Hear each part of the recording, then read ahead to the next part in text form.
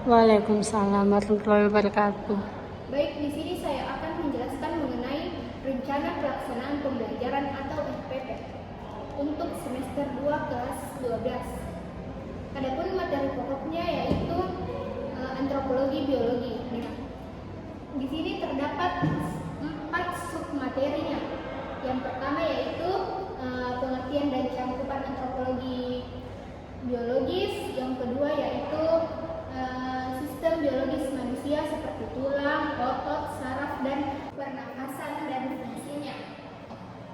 Yang ketiga yaitu adaptasi biologi manusia terhadap lingkungan alam. Yang keempat yaitu bukti evolusi manusia dan perspektif paleoantropologi. Itulah bagian materi yang akan kita pelajari pada pertemuan pertama ini untuk semester 2. Adapun alokasi waktunya yaitu 2 kali 24 jam, 1 kali pertemuan. Baik, langsung saja di sini kita akan memasuki kompetensi dasar dan capaian pembelajaran. Dimulai dari kompetensi dasar. Kompetensi dasar pertama yaitu memahami konsep antropologi biologis, cakupan kajiannya dan relevansi dengan keberagaman variasi manusia di dunia dan di Indonesia. Kompetensi dasar yang kedua yaitu menganalisis hubungan antara struktur fisik dan sistem biologi manusia dengan fungsi biologisnya serta kaitannya dengan adaptasi lingkungan dan evolusi. Adapun capaian pembelajarannya yaitu menjelaskan definisi antropologi biologis secara rinci. Yang kedua yaitu mengidentifikasi 4 sistem biologis utama manusia seperti sistem tulang, otot, saraf, dan pernafasan.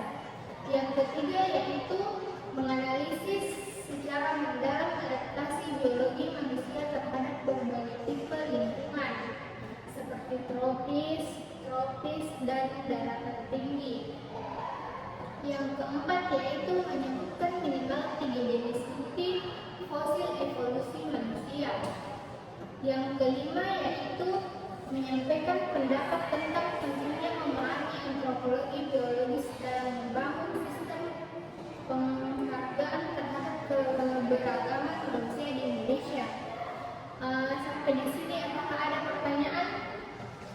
Ada Bu, tidak ada juga Bu. Baik, langsung saja kita ke indikator keberhasilan pembelajaran. Terdapat 5 dan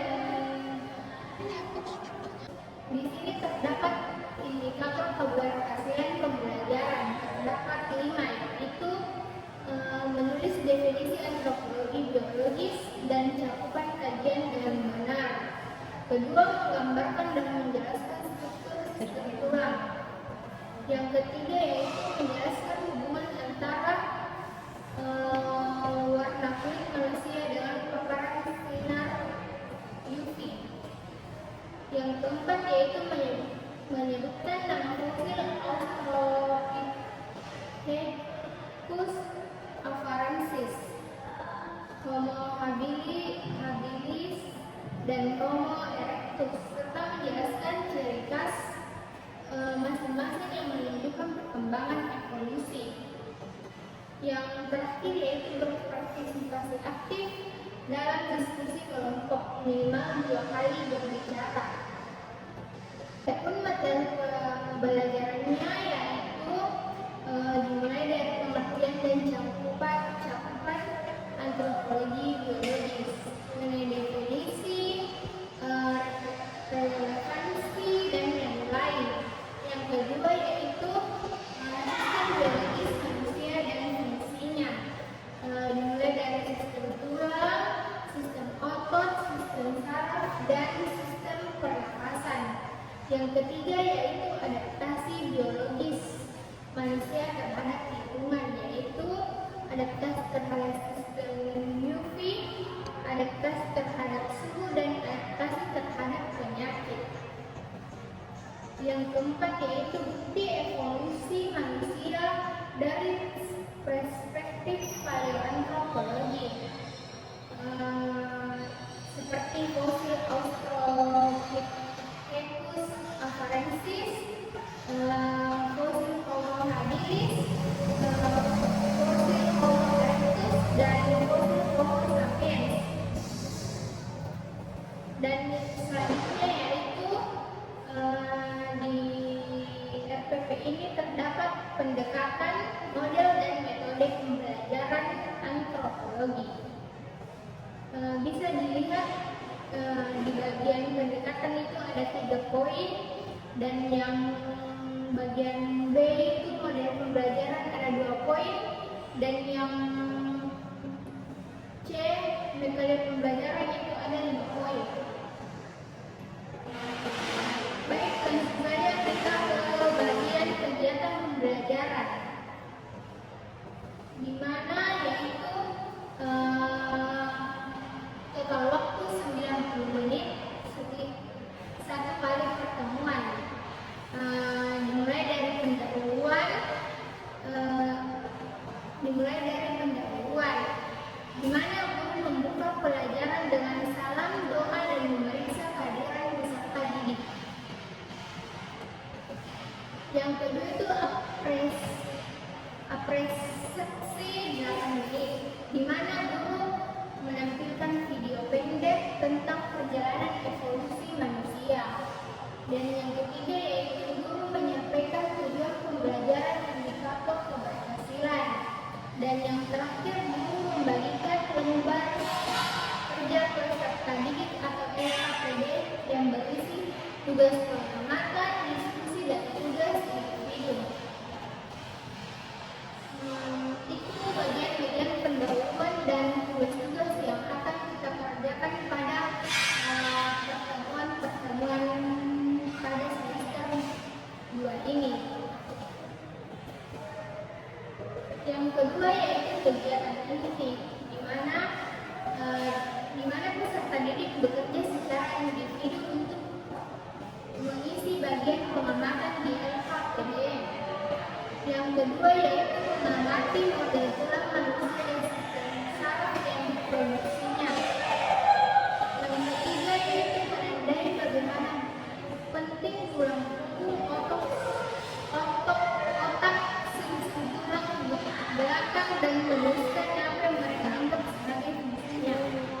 Dan yang terakhir itu membuat alat untuk membimbing dan menjawab pertanyaan sederhana, di mana tujuan pembelajaran ini mendorong peserta didik untuk menentukan struktur fungsi sistem biologis secara mandiri. Terdapat 4 langkah-langkah yaitu 1.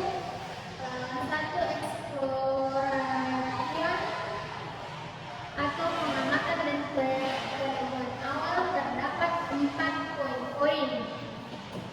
Yang kedua yaitu eksplanation atau penjelasan guru dan diskusi kelompok, terdapat 3 poin, di mana tujuannya memberikan pemahaman yang lebih jelas tentang konsep dan mendorong kerjasama yang kolaboratif. Dan yang ketiga, elaboration atau pengembangan konsep dan analisis mendalam. Terdapat 3 poin, bisa dilihat di masing-masing HP siswa masing-masing. Tujuannya yaitu mengembangkan kemampuan menganalisis dan menghubungkan konsep dengan situasi nyata. Dan yang terakhir yaitu langkah keempat atau evaluation, presentasi dan evaluasi awal, di mana setiap kelompok mengirimkan perwakilan untuk menyampaikan hasil diskusi, adaptasi, dan fosil. Tujuannya yaitu mengevaluasi pemahaman konsep dan meningkatkan kemampuan berkomunikasi. Baik, apakah ada pertanyaan sampai di sini? Tidak ada, Bu. Baik, kalau tidak ada pertanyaan, langsung saja kita ke penutup. Penutup kegiatan rinci di mana penutup ini yaitu kegiatan rinci mengenai tujuan kegiatan pembelajaran kita pada semester 2 ini. Yang dimulai dari refleksi individu selama 2 menit. Kemudian guru peserta didik menyimpulkan materi pembelajaran secara ringkas. Dan yang ketiga yaitu mengerjakan tugas rumah selama 1 menit, di mana guru memberikan tugas, cari informasi tentang fosil manusia Jawa. Yang keempat yaitu guru menyampaikan materi yang akan dipelajari pada pertemuan berikutnya. Dan yang terakhir, guru menutup pembelajaran dengan salam dan doa. Baik, itulah rencana pelaksanaan pembelajaran